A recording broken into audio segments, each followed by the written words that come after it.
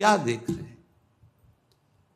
चलते हैं भगवान श्री राम के पावन चरित्र का कथन श्रवण करके अपने हृदय के मल का नाश करके अपने आराध्य देव के चरणों की अनन्य प्रीति प्राप्त करें। श्री भगवान पंपा सरोवर की लताओं जो फूली हुई हैं उनके नीचे बैठे हुए हैं। लखनलाल जी चरणों के समीप हैं, देवर्षि नारद जी आसीन हैं। पहला प्रश्न किया था ब्याह क्यों नहीं करने दिया, उसका उत्तर श्री भगवान ने दिया, कल आपने श्रवण किया। आज फिर प्रश्न कर रहे हैं।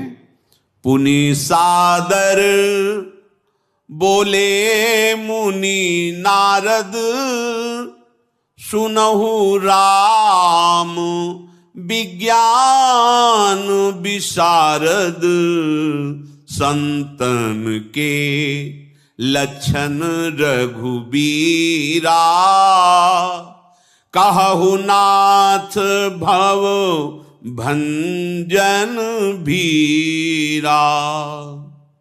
नारद जी ने श्री भगवान से कहा, एक और हमारे हृदय में सुनने की जिज्ञासा है, क्योंकि संतों को कोई जान सके यह संभव बात है।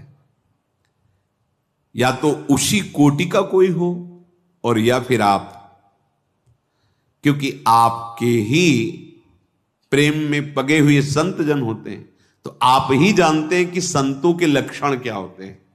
बड़ा मंगलमय प्रसंग है। किसे संत कहते हैं? कौन कौन से लक्षण हो तो वो संत है। चाहे वो पैजामा कुर्ता पहने हो, धोती कुर्ता पहने हो, वो वैरागी भेष हो, सन्यासी भेष हो, कोई भी भेष हो, स्त्री हो पुरुष हो, यहां संतों के लक्षण वर्णन किए जा रहे हैं। जिनमें ये लक्षण हैं वो संत है। चाहे स्त्री शरीर हो, चाहे पुरुष शरीर हो, चाहे कहीं भी देश विदेश कहीं का भी कोई, यहां जो वर्णन हो रहा है वो संतों के लक्षण का वर्णन हो रहा है। ऐसे लक्षण है तो वो संत है।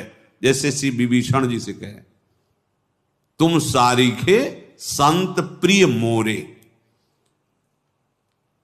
चरण प्रहार किया रावण ने, महादेव जी बोले, उमा संत कई है ही बड़ा, ये संत है विभीषण। दोनों बोल पड़े, हरि और हर दोनों बोले। हरि कह रहे हैं तुम सारीखे संत प्रिय, और हर कह रहे हैं उमा संत कहे यही बड़ा है। भगवान वर्णन कर रहे हैं। ये हमारे आदर्श गुरुजनों के लक्षण हैं। हमें इनको अपने जीवन में उतारना है भगवत प्रसाद स्वरूप। और जो उतर चुके हैं तो ये नहीं मानना कि ये मेरे लक्षण हैं। मेरे गुरुदेव मेरे प्रभु ने ये लक्षण मेरे हृदय में स्थापित किए हैं। सुनु मुनि संतन के गुण कहूं, जिनते मैं उनके बस रहूं। सबसे पहला, षट विकार जित अनघ अकामा, अचल अकिंचन सुचि सुख धामा। अमित बोध अनिहमित भोगी, सत्य सार कवि कोविद जोगी। सावधान मानद मदहीना, धीर धर्म गति परम प्रवीणा। हे देवर्षि नारद, सुनो, मैं उन संतों का वर्णन करता हूं जिनके इन गुणों ने मुझे अधीन कर रखा है। संतों के गुणों ने मुझे अधीन कर लिया है। जिनते मैं उनके बस आहूं। ऐसे उनमें सद्गुण होते हैं कि मुझे अपने अधीन कर लेते हैं। सबसे पहली बात कही भगवान ने, संत का लक्षण षट विकार जित। जो वाल्मीकि जी ने भगवान के निवास के समय कहां निवास करूं तो बताया था, काम क्रोध मदमान न मोहा, लोभ न क्षोभ राग नहीं द्रोहा, जिनके कपट दंभ नहीं माया, तिनके हृदय बसहु रघुराया। ये सबसे बड़ा संतों का दुश्मन काम है। काम, जब तक ये काम नष्ट नहीं होता तब तक आगे जो भागवतिक लक्षण हैं वो प्रकाशित नहीं होते। काम का तात्पर्य है कामनाएं, पर और सब जो कामनाएं हैं वो सब इस काम की शाखाएं हैं। मूल है जो वासना, मदांधता काम की, कोवा मदांधो मदना तुरोगा। अंधों में भी अंधा कौन?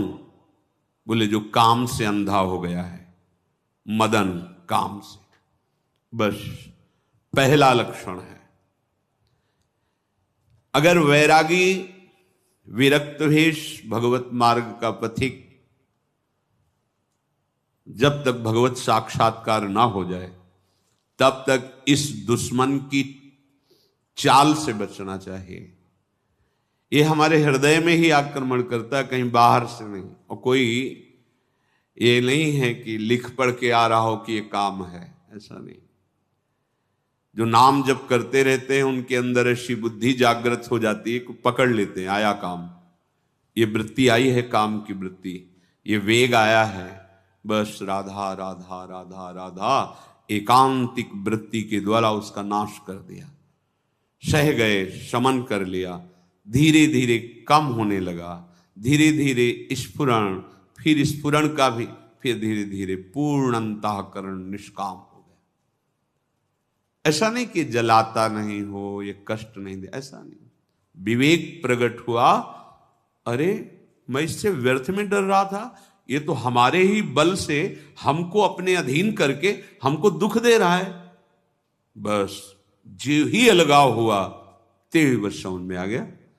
जैसे आग कितनी भी जल रही हो उसमें और फूस मत डालो, पेट्रोलियम मत डालो, वो शांत हो जाएगी।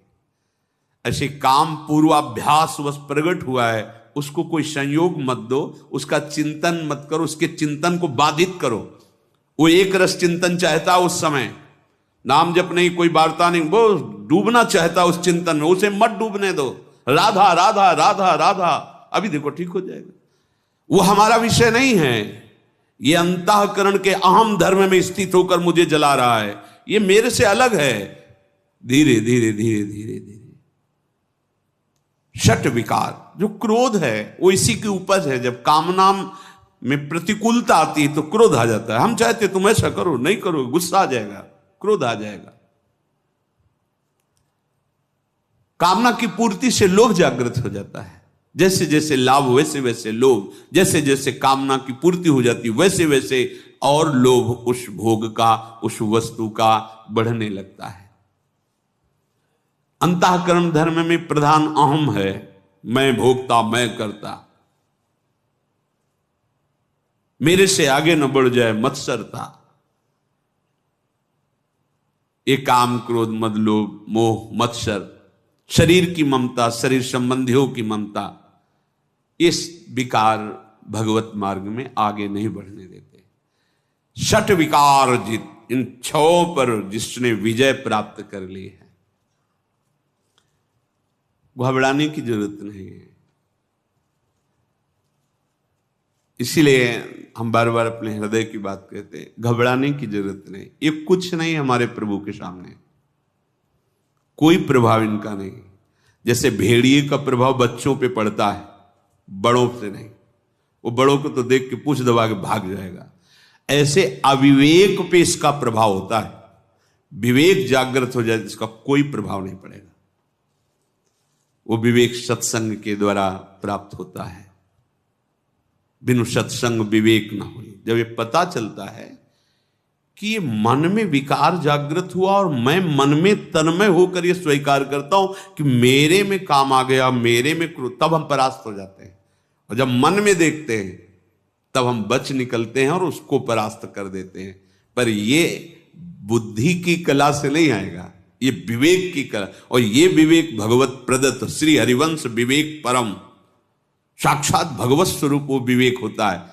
नाम जापक, सत्संग करने वाला, भगवद आश्रित।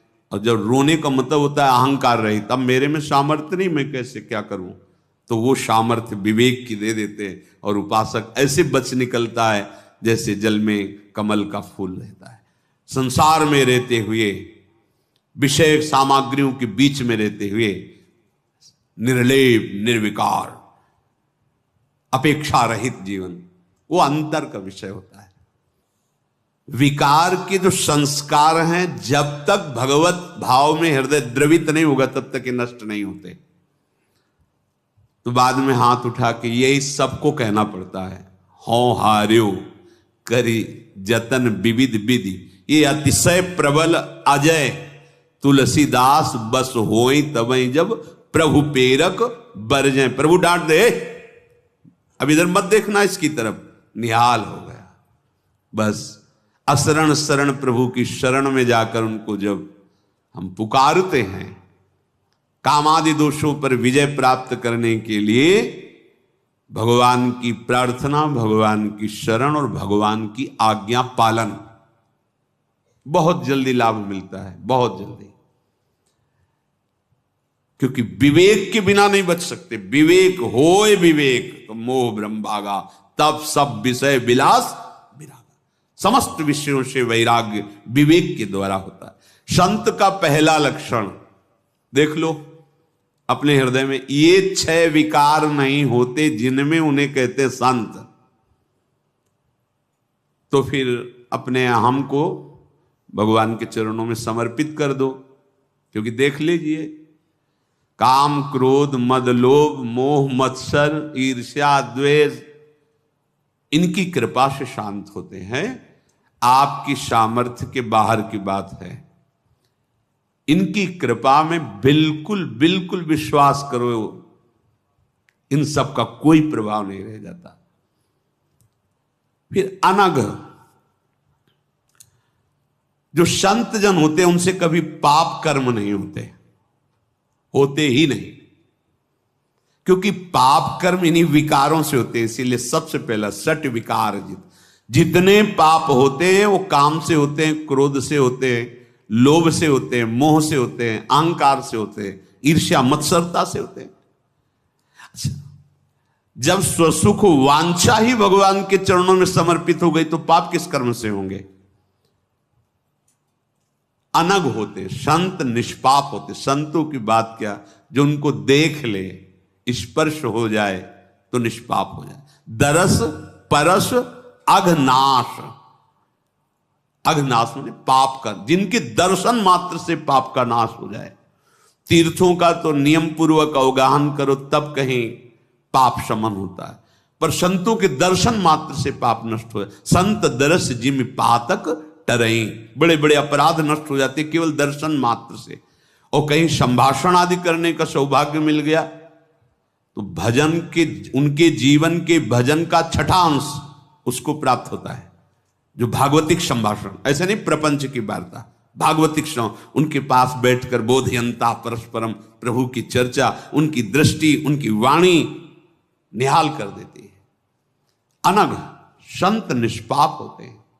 अगर पापाचरण थोड़ा भी कहीं है तो अभी बात नहीं, भगवान के वचन। अनघ और अकामा, किसी भी पद की, लोक की कोई भी कामना नहीं रहती।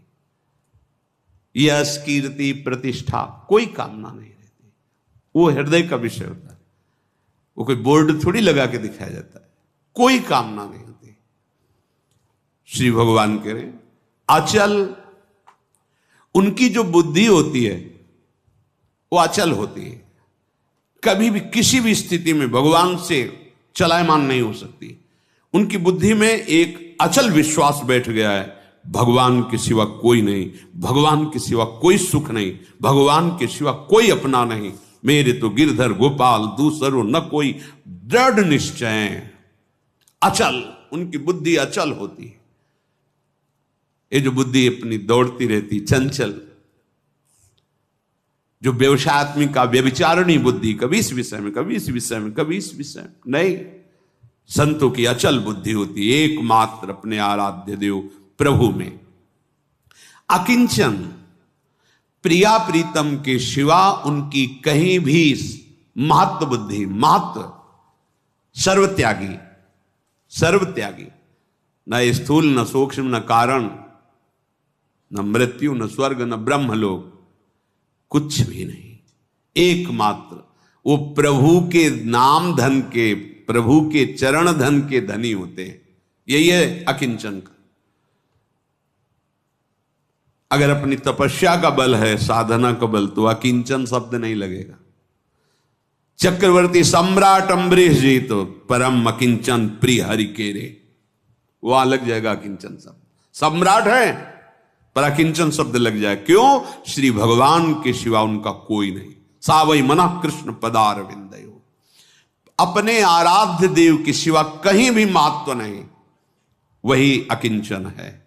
अगर लंगोटी कमंडल में भी महत्व है तो अभी नहीं। सम्राट है, प्रभु के सिवा कहीं महत्व नहीं, तो भगवान के परम प्रिय भक्त। तुम सारी के देखो, विभीषण जी आ रहे कहां से? लंकाधिपति रावण के राज्य में रहने वाले, महलों में रहने वाले और सभा में उच्च आसन पर बैठने वाले, क्योंकि भ्राता भी है रावण के और मंत्री भी है, सलाहकार भी है। क्या वैभव नहीं है विभीषण जी के पास? लेकिन प्रभु के सिवा कुछ नहीं है, ये उन्होंने दिखा दिया अपने जीवन में। जब जा रहे लंका से तो प्रणाम करके जाए, आप कोई मुझे दोष मत देना, प्रभु की शरण में, प्रभु के सिवा गोपीजन परिवार सब, लेकिन श्री कृष्ण के सिवा उनकी वृत्ति में ही कोई नहीं। मुरारी पादार्पित चित्त वृत्ति, ये अकिंचन। शुचि, वो भीतर और बाहर से पवित्र रहते हैं संत जन, भीतर और बाहर से।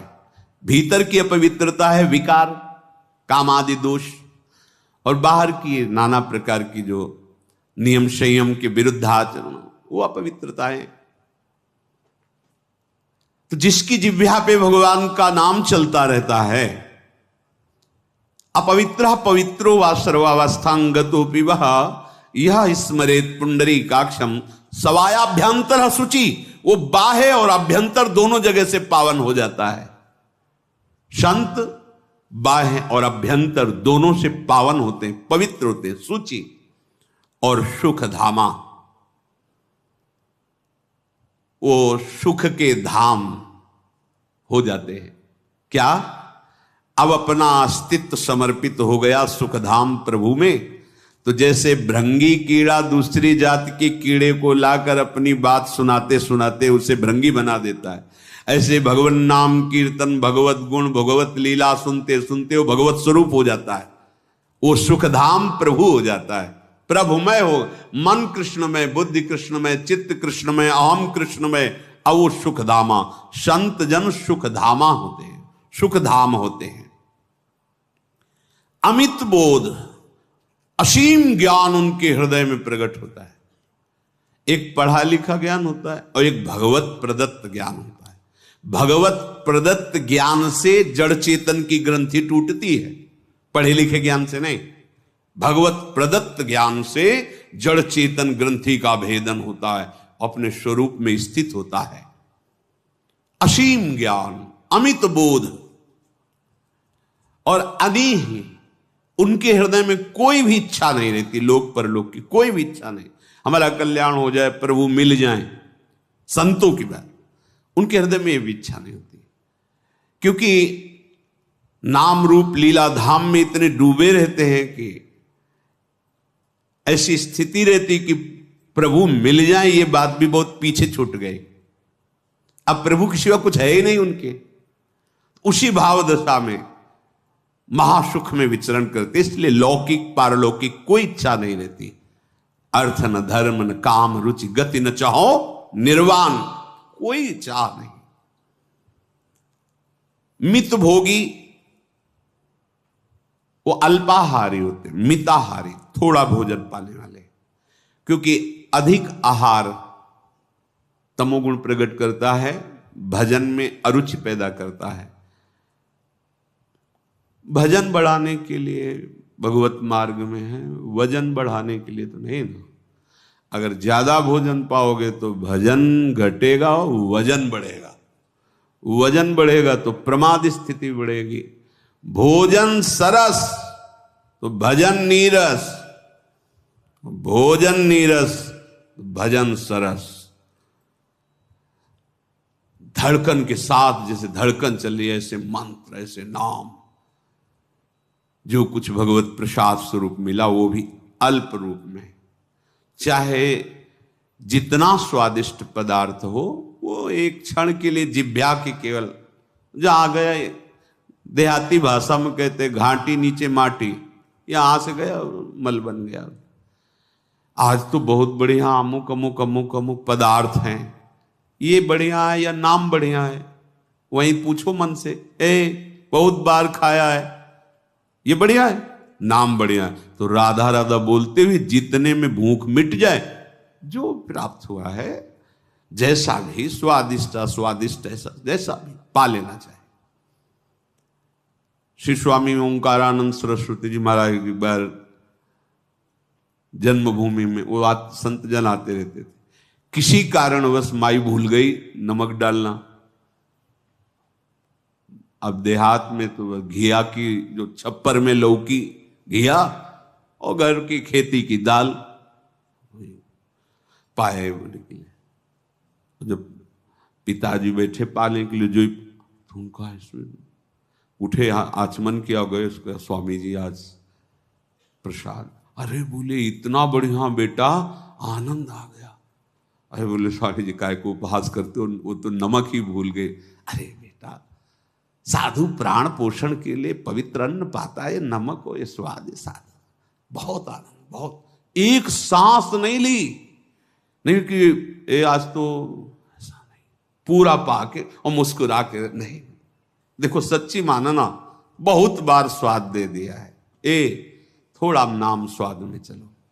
ये साधारण भोजन तो असाधारण भजन, और ये चाट चूट मसाला खान पान ये वाली संसारिक, भाई भजन में मन नहीं लगेगा, मान लेना हमारी बात। आप देखो ना, थोड़े दिन सात्विक भोजन करो, उचित भोजन करो जितनी आवश्यकता है। देखो अपने भगवत मार्ग के पथिक हैं, वैसे भी चाहे गृहस्थी में ही क्यों ना, अधिक भोजन करने वाला प्रमादी हो जाता है।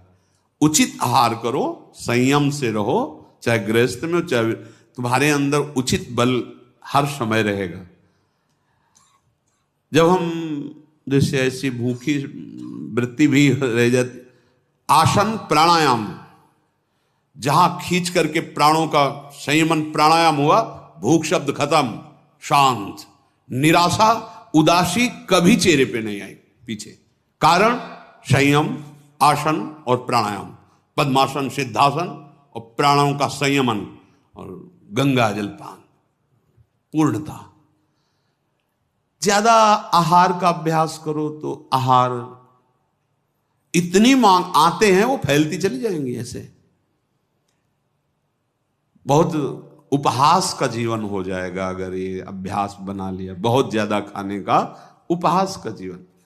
उचित आहार, ऐसा भी नहीं, यहां युक्ताहार विहार से तुम्हारे शरीर को जितनी आवश्यकता है शरीर के अनुसार है कि हाँ अब हो गया ठीक है, मतलब उसकी पहचान है कि आपको पाने के बाद तुरंत बैठना पड़े, तो ऐसा महसूस नहीं होना चाहिए कि कुछ वजन पेट में लग रहा है, इतना आहार पाए। जो संत जन होते हैं बोले वो मिताहारी होते हैं, अल्पाहारी होते हैं, मित भोगी, सत्य सार, उनके जीवन का सार होता है सत्य। जो मन में वही वचन में और वही कर्म में, मन में कुछ और, वाणी में कुछ और, कर्म में कुछ और, क्रिया में कुछ और, ये संसारी पुरुष का लक्षण होता है। मन वचन कर्म तीनों एक हो उसे कहते संत, उसे कहते सत्यनिष्ठ। श्री भगवान कह रहे हैं कोविद, वो बहुत शास्त्रों के मर्मज्ञ होते हैं। बिना पढ़े लिखे शास्त्रों का ज्ञान हो जाएगा।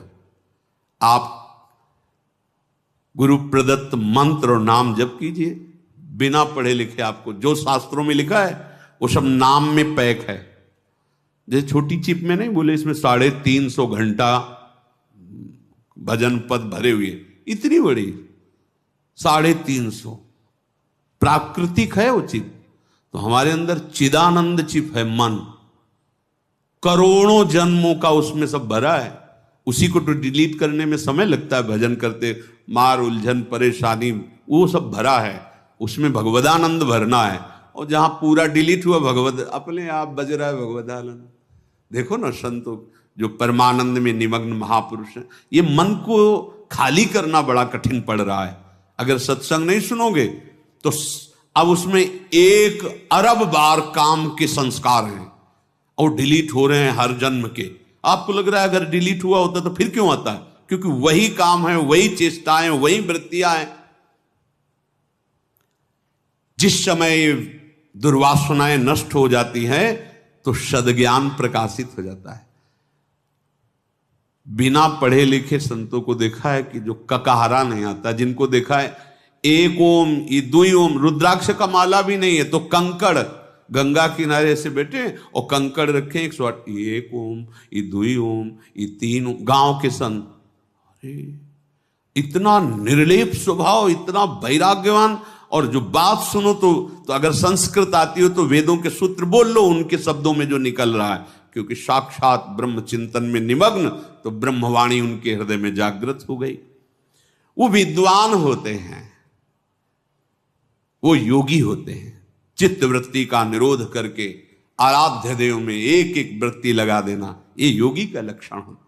अमित बोध अनीह मित भोगी, सत्य सार कवि कोविद जोगी।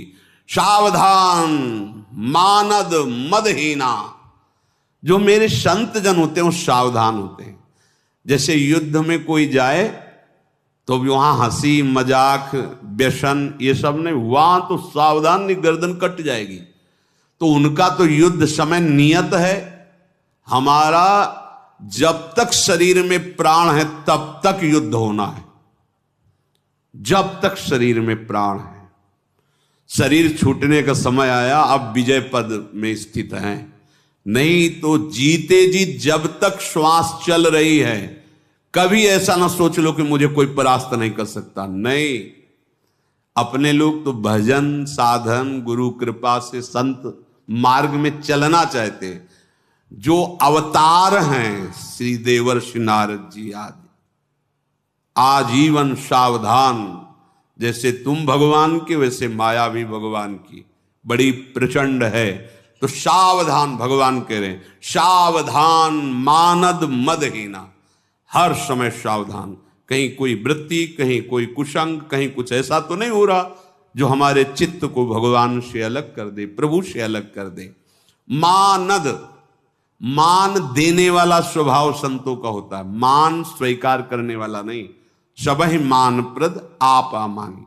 और मदहीना, किसी भी बात का अहंकार नहीं होता है, क्योंकि वो देखते हैं कि श्री भगवान के द्वारा हो रहा है, इसलिए उनमें अहम नहीं होता। जो अज्ञानी जी होता है वो अपने अहम से देखता है, लेकिन जो संत होते हैं वो देखते हैं कि भगवान का वैभव, भगवान की प्रदत्त ज्ञान, भगवान का प्रदत्त आकर्षण, जिससे सब आकर्षित हो रहे हैं। और वो धीर, बहुत ही सहनशील होते हैं। जो संत जन होते हैं बहुत सहनशील होते हैं। और धर्म गति परम प्रवीणा, वो धर्म की गति को जानने वाले होते हैं। ऐसा चिंतन, ऐसी चाल, ऐसा कर्म, उसका ये फल, ऐसा स्वयं ज्ञान हो जाता है। ऐसा वो पवित्र आचरण करने में बड़े निपुण होते हैं। गुनागार संसार दुख रहित विगत संदेह, तजि मम चरण सरोज प्रिय, तिन कहूं देह न गेह। गुणों के घर होते हैं संत जन। समस्त भागवतिक सद्गुण उनमें उतर आते हैं। देखो, जैसे हमारे हृदय में काम का चिंतन होता है, फिर देख लो उसकी चेष्टाएं कितनी निम्न कोटि की होंगी, क्योंकि उस समय वो कामात्म भाव में है, पूरा काम स्वरूप उसमें समाया हुआ है। तो काम की जितनी गंदगी उसके देखने में, बोलने में, छूने में सब होगी। क्रोध आ जाए तो देखना दृष्टि बदल जाएगी, भ्रकुट चढ़ जाएगी, वाणी में, चेष्टाओं में उसके। ऐसे ही जब आप भगवत चिंतन में होते हो तो काम चिंतन से काम का भाव आता है, तो भगवत चिंतन से भगवत भाव आता है। तो भगवान कौन है? गुण समुद्र हैं। तो सारे भागवतिक सद्गुण उनमें उतर जाते हैं जो भगवान के चिंतन में हर समय लगे रहते हैं। गुणागार, संसार दुख रहित, उनके हृदय में संसार का कोई भी दुख व्याप नहीं सकता। संसार का दुख, लाभ हानि, सुख दुख, मान अपमान, निंदा स्तुति, विविध प्रकार के द्वंद्व, वो द्वंद्व विमुक्ता होते, कोई भी दुख उनके हृदय को नहीं व्यापता। विगत संदेह, क्योंकि अब उनके हृदय में कोई संदेह नहीं रह गया, सर्वत्र एक भगवान की सत्ता विराजमान है।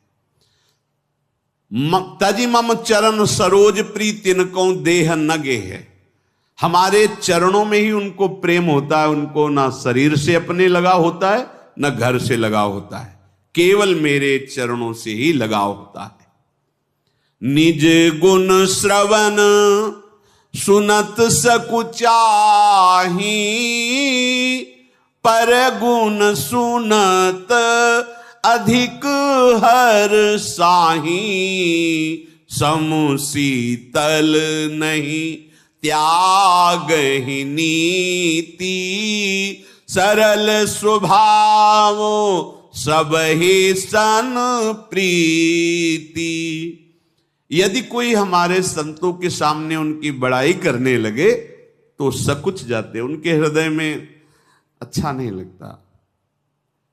प्रभु की कृपा से जो भी तुम्हें कुछ लाभ या सद्गुण दिखाई दे रहा है वो गुरुदेव का है, श्री जी का है। आप व्यर्थ में ऐसी बात क्यों कर, उसके हृदय में एक अच्छा नहीं लगेगा। अगर अपनी बड़ाई सुनकर अच्छा लग रहा है तो अहंकार पुष्ट हो रहा है, अभी बात बनी नहीं। जब कोई अपनी बड़ाई करे और आपको अच्छा ना लगे, यहां उल्टा है, दूसरे की बड़ाई अच्छी नहीं लगती, अपनी बड़ाई अच्छी लगती है। और संत का स्वभाव कह रहे कि दूसरे के जब गुण सुनने को मिलते, पर गुण सुनत अधिक हर्षाय। अच्छा अच्छा, बड़ी भगवत कृपा, धन्य हो, जय हो, प्रणाम। लेकिन जब अपने कोई गुण बड़ाई करे तो सकुच जाते, कोई अपराध बन गया क्या? ये गुरुदेव, श्री भगवान आज क्यों ऐसी चेष्टा कर रहे हैं, ऐसा क्यों करवा रहे हैं कि मेरे कानों में दुखद शब्द सुनाई दे रहे हैं। अपनी बड़ाई सुनने का मतलब है कोई गलती हो गई, कोई अपराध बन गया। दूसरे की कोई बड़ाई कर रहा है, प्रणाम, हाँ जरूर, भगवान की कृपा है उन पर, जरूर ऐसा। तो कह रहे निज गुण श्रवण सुनत सकुचाही, पर गुण सुनत अधिक हर्षाही। संत का स्वभाव होता है जब उसकी बड़ाई होती है तो सकुच जाते हैं, और जब दूसरों की कोई बड़ाई करता है तो अधिक आनंदित होकर सुनते हैं। सम, क्योंकि उनका स्वभाव सम होता है, सम, सब में एक भगवान को देखना। शीतल, प्रभु के नाम रूप लीला चिंतन में इतना हृदय गदगद शीतल रहता है कि बाहरी किसी भी तरह का द्वंद्व उनके हृदय में जलन नहीं पैदा। जब तक जलन है तब तक अभी हृदय की वो भूमिका नहीं हुई जिसे संत कहा जाता है। संत के हृदय में जलन नहीं पैदा हो सकती, जो ताप है ताप मुक्त होते। शीतल, सम शीतल, और नहीं त्याग ही नीति, वो कभी धर्म का त्याग नहीं कर सकते। हम ऐसा नहीं कर सकते, हम ऐसा नहीं बोल सकते, हम ऐसा नहीं खा सकते, हम ऐसा नहीं सुन सकते। जो धर्म है, जो नीति है, जो न्याय है, वो अपने प्राण त्याग सकते हैं, लेकिन भूल न दे कुमारक पाऊं, धर्म विरुद्ध आचरण नहीं कर सकते। सरल स्वभाव सबहि सन प्रीति, संतों का स्वभाव सरल होता है, सरलता, छुपाव नहीं, एकदम सरल सहज, जो हृदय में वही वाणी में वही चेष्टा में।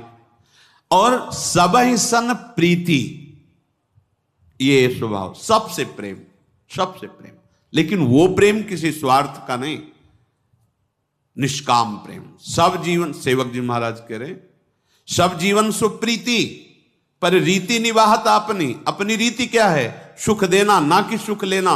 सुख देवे को चाव, सुख देवे को चाव, सब सो हित निष्काम मति, ये हमारी रीति है। सब जीवन सुप्रीति पर चाहत किसी से नहीं। नम्रता, प्रियता, ऐसे भागवतिक सद्गुणों के द्वारा सबको सुख पहुंचाना, मानो सबके हृदय मंदिर में अपने प्रभु हैं, हम उनकी आराधना कर रहे हैं, पर कुछ चाह ना होना। भगवान कह रहे हैं, जप तप व्रत दम संयम नेमा, जप तप व्रत दम संयम नेमा, गुरु गोविंद विप्रपद प्रेमा, श्रद्धा क्षमा मैत्री दाया, मुदिता मम पद प्रीति अमाया। जब श्री हरिवंश नाम जानी है, तब सब हिंते लघु मानी है। हंसी बोले बहु मान दे, तरुसम सहनशीलता होई, परम उदार कहे सब कोई, सोच न मन कबहू करे।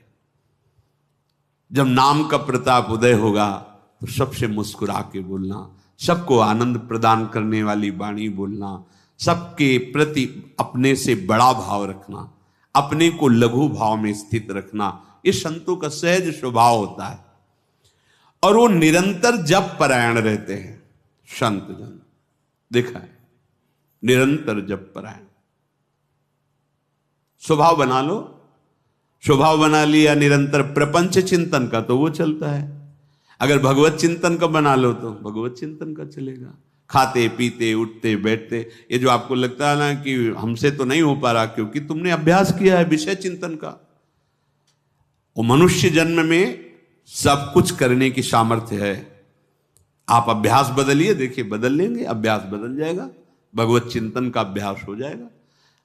बहुत तरह से आपने गंदे अभ्यास कर लिए जिनके कारण आपको जलना पड़ रहा है, परेशान। अब थोड़ा अभ्यास बदलिए, सही अभ्यास में आइए, आप फिर देखिए आपके स्वयं मन की गति सत्य की तरफ चलने लगेगी। आपने अभ्यास असत्य की तरफ किया है, वो जा रहा है। जप, ये बहुत महामहिम बात है। अगर नाम जप नहीं हो रहा तो फिर बात क्या है? फिर जीवन किस काम का? फिर क्या कर रहे हो? यहां खास बात क्या है? सारे जितने भागवतिक लक्षण हैं जो प्रारंभ से शुरू हुए, सठ विकार, ये इसी के बल से दूर किए जाते हैं, नाम बल से। जितना नाम जप करोगे उतनी बुद्धि शुद्ध होगी, विवेक जागृत होगा और बल आएगा, इन पर जीतोगे। श्री हरिवंश नाम बल लहो, अपने मन भाई सब कहो, रहो शरण हरिवंश की। आचार्य गुरु की शरण में रहकर खूब नाम जप करो, बलवान बनो, और काम क्रोध अभिमान आदि को रौंद के फेंक दो। ये नाम बल से होता है जप।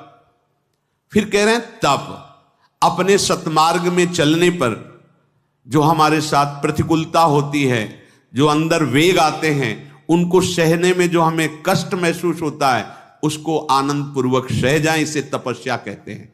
अपने स्वधर्म पालन करने में जो कष्ट होता है, उसको आनंदित होकर सहना तपस्या कहते हैं।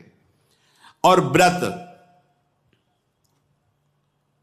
अपना एक प्रधान व्रत है।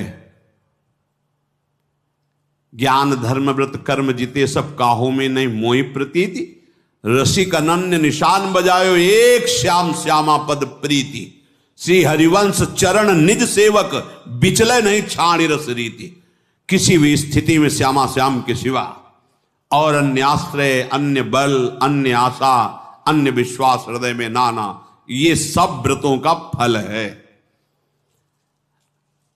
अगर इसे हम स्वीकार नहीं करते तो भगवान ने एकादश स्कंद में व्रतानि पहले शब्द लिखा है। व्रतानि यज्ञ छंदांस तीर्था नियमा यमा, यथा वरुण धेत सत्संगा सर्वसंगोपहो हिमाम। जो सर्व संगों का त्याग कराकर सत्संग मेरे चरणों में रति प्रदान करता है, उससे मैं जैसे वश में होता हूं, वैसा अन्य किसी साधन से, व्रत वेद स्वाध्याय कर्म कांड आदि से नहीं।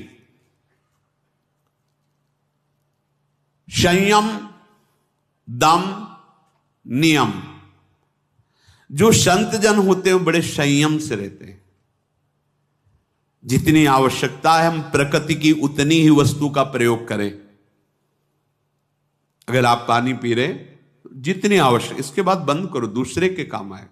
प्रकाश की जरूरत, जितना आप बिजली ले रहे हैं, भले आपके पास पैसा है लेकिन आप व्यर्थ में नष्ट मत करो, वो दूसरे के काम में आएगी। प्रकृति की वस्तु का उतना ही प्रयोग करना जितना अत्यंत आवश्यक है। व्यर्थ में, प्रमाद में प्रकृति की किसी भी वस्तु को आप नष्ट मत कीजिए। जो संत जन होते हैं वो संयम से रहते, जितने से हमारा काम चल जाए उतना ही। ये सबको स्वभाव बनाना चाहिए। आप बाहर निकल रहे, आपका पंखा, आपका बिजली, ये नहीं कि मतलब हमारे पास पैसा है चल रहा है, नहीं, वो दूसरे के काम में आएगा। उतनी बिजली बचेगी, दूसरा उसको प्रयोग करेगा। हमें जितनी आवश्यकता है हम उतना जल प्रयोग, व्यर्थ में नहीं। प्राकृतिक किसी भी वस्तु का हम व्यर्थ में उसे नष्ट ना करें, वो चराचर जगत के लिए है, किसी और के प्रयोग में आएगी। संयम से रहना चाहिए। जो गुरुजनों ने नियम दिया है उसको तोड़ना कभी नहीं चाहिए। प्राणपन से निर्वाह करना चाहिए। जो नियम ले, ये नहीं कि हफ्ता 10 दिन चलाओ फिर छोड़ दिया, वो फिर साधक नहीं, तो विषयी साधक है। उत्तम साधक है जो नियम लिया, जब तक सिद्ध ना हो जाए, वस्तु प्राप्त ना हो जाए, तब तक नियम छोड़ने वाली बातें थोड़ी होती। नियम में रत हैं और गुरु और गोविंद इनके चरणों में अगाध प्रेम है। जो ब्रह्म ऋषियों के चरणों में, संतों के, भक्तों के, गुरुजनों के चरणों में भगवत भाव से प्रीति करता है, यह स्वाभाविक संतों में होता है। देखो परस्पर जब संत जन मिलते हैं, पहली बार मिल रहे हैं, पर ऐसा लग रहा है बहुत पूर्व के संबंधी, ऐसे खुल के मिलना, प्रेम में मिलना, निष्कपट मिलन होना।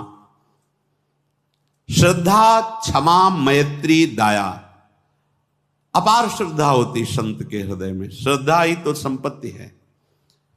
भवानी शंकरो वंदे श्रद्धा विश्वास रूपिणो, याभ्याम बिना न पश्यन्त सिद्धा स्वांत स्तमीश्वरम। बिना श्रद्धा के तो बात ही नहीं। तो संतों की ये पूंजी है श्रद्धा, इस पे कभी कमी नहीं आनी चाहिए। उनमें श्रद्धा होती है। और क्षमा, कोई कितना भी अपराध कर दे, सुधारने के लिए डांटना, ऐसा व्यवहार कठोर करना दिखाई दे सकता है, पर हृदय में उनके क्षमा रहती है। कभी किसी को मन वचन कर्म से भी किसी भी तरह की हानि हो, ऐसा संतों के हृदय में कभी संकल्प नहीं होता, कभी नहीं होता। हां, यदि आप अपराध पे अपराध करते जाएंगे तो उनकी तरफ से तो क्षमा है, पर उमा क्षमा साप होते भारी, अपने कर्म जाए अपकारी। वो तो क्षमा से सुरक्षित है, लेकिन आप नहीं। उधर क्षमा, वही क्षमा आपके लिए भारी दंड रूप धारण कर लेगी। जैसे बड़ा उपद्रव कर रहे थे सगर के पुत्र, भगवान कपिल देव जी ने कुछ कहा थोड़ी है, बस दृष्टि डाली, भस्म हो गए। संकल्प नहीं किया था, नहीं, वो तो देख कौन है इतने, उन्हीं के लिए तो गंगा जी का अवतरण श्री भागीरथ जी ने किया। क्षमा,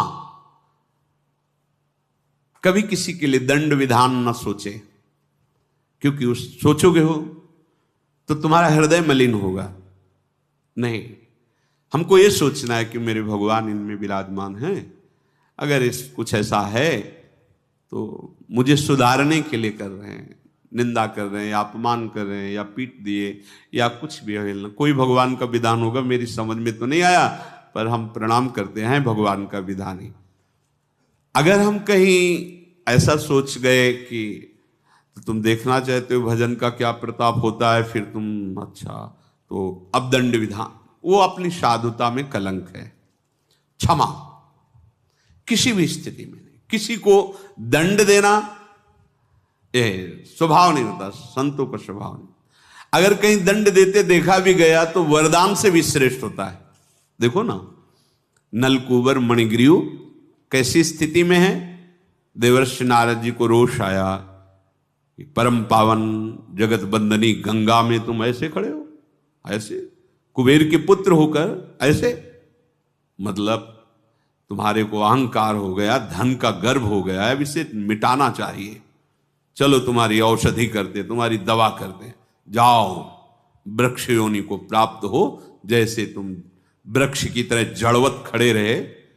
अप्सराओं ने तो तत्काल वस्त्र धारण करके प्रणाम मुद्रा में, लेकिन इनको इतने बेशुद्ध थे कि होश ही नहीं था, तो ऐसे दिगंबर नंग ऐसे खड़े, ना प्रणाम ना। वो जब शाप मिला दौड़कर चरणों में गिरे, अरे अब होश आ गया ना, औषधि गई तो दिमाग काम कर गया। महाराज क्षमा करो, मुझे क्षमा। तो बोले वृक्ष तो वनों पर नंदालय के, और जो बड़े बड़े योगियों के ध्यान में नहीं आते उन प्रभु का तुम्हें स्पर्श प्राप्त हो। स्पर्श ही नहीं, दर्शन संभाषण सब प्राप्त हुआ। बोलो इसे हम गुस्सा कहेंगे? ऐसी गुस्सा तो रोज हो तो कृपा हो जाए। मुनिनकर क्रोधो मुक्तिदातार, जो बड़े बड़े वरदानों में सामर्थ्य नहीं वो गुस्सा में हो गया। नंदनंदन ओखली जब बांधे गए यशोदा मैया ने, ये बहुत उपद्रव कर रहा है, थोड़ी देर के लिए इसको बांध देती हैं, तो जिसे वेद नेति नेति कहते हैं उसको बांध दिया। बड़ा प्रेम में बल है। प्रभु ओखली घसीटते हुए गए और दोनों वृक्षों के बीच में फंसाया, और अमित बलशाली, अभी घुटनों के बल ही चल रहे, जरा सा धक्का मारा, साक्षात प्रकट हो गए। ओ भगवान की स्तुति की, वरदान प्राप्त। ये नारद जी का गुस्सा है, ये तो वरदान से भी श्रेष्ठ है। मैत्री, मित्रता का स्वभाव होता है संतों का, सबको सुख पहुंचे। कैसे? अपनापन से। आप जैसे अपना मित्र एक ही दृष्टि में वो अपना है। जैसे आप लोग कुछ मित्र बनाते हैं, कुछ शत्रु बनाते हैं, लेकिन संतों के बनाने नहीं पड़ते। पूरा त्रिभुवन मित्र होता है और एक भी शत्रु नहीं। अजात शत्रु ते सदा, हरिवंश नाम लीन जे अजात शत्रु ते सदा। एक भी दुश्मन नहीं पूरी सृष्टि में, और सब मित्र, और ऐसे मित्र जिनसे कोई चाह नहीं। दया, सब पर दया का भाव संतों के हृदय में होता है। कैसे इनको सुख पहुंचे, पर बहुत संभल के। दया बिना साधु कसाई, दया करी तो आफत आई। संभल के बचाने वाले को बहुत सावधान रहना, डूबने वाले से भी अधिक, क्योंकि डूबने वाला तो डूब ही रहा है। वो बचने के लिए जो ही आप कोई प्रयास करेंगे, तो अगर असावधान रहे तो पहला झटका आप पे लगेगा, आप वहीं पहुंच जाएंगे जहां वो डूब रहा है। आपने कपड़ा दिया और आप अपने को नहीं संभाल पाए, तो वो तो बहुत ही व्याकुल है ना निकलने के लिए। जो ही ऐसे पकड़ेगा तो पूरा बल लगाएगा। अगर आप होश में नहीं तो जहां वो है वहीं पहुंच गए, और जब आप वहां पहुंच गए तो सांस लेने के लिए पहले तुम्हें नीचे डुबोएगा, ऊपर सांस लेगा। बिल्कुल ऐसे ही भव समुद्र का खेल है। दया बिना साधु कसाई, और दया करी तो आफत आई। संभल के अपने पंजे जमा के दूसरे को निकालना है। ऐसे नहीं मत वाले हो जाना कि उसके झटके में वहीं पहुंच गए और तुम भी डूब गए। ये निकालने के लिए सिद्ध पुरुष सामर्थ्यशाली, जिसने अपना पद ऐसा अंगद की तरह जमा दिया कि वो उखड़ नहीं सकता, चाहे काम क्रोध लोभ मोह मद मत्सर पूरी सभा आ जाए तो भी नहीं उखड़ेगा।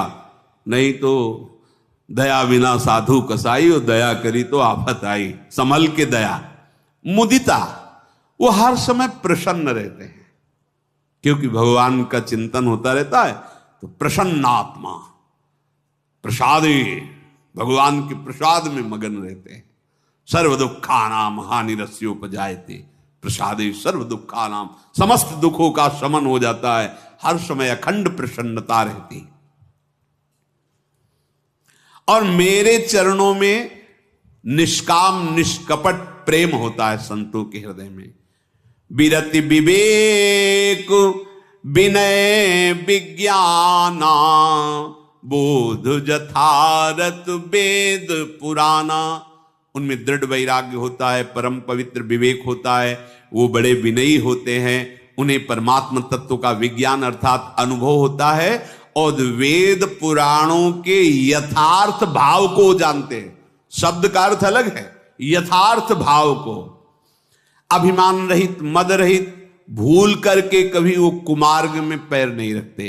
दंभ मान मद करहि न काऊ, भूली न देहि कुमार्ग पाऊं। गावहि सुनहि सदा मम लीला, हेतु रहित परहित रतशीला। मुनि सुन साधुन के गुण जेते, कही न सकही सारद श्रुति तेते। मेरे संत जन सदैव मेरी लीलाओं का गायन करते हैं और सुनते रहते हैं। यही जीवन है।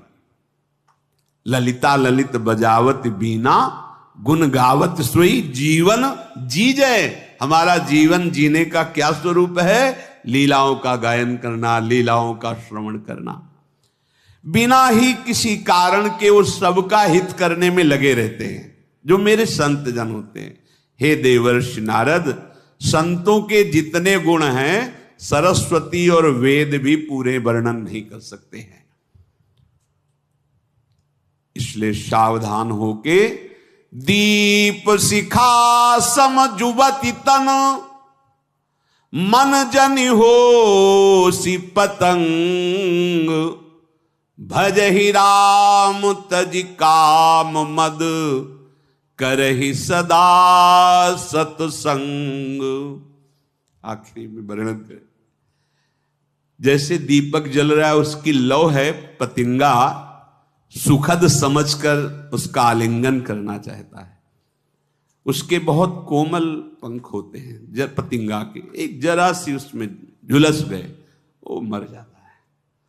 यहां कह रहे दीप शिखा सम जुवति तन।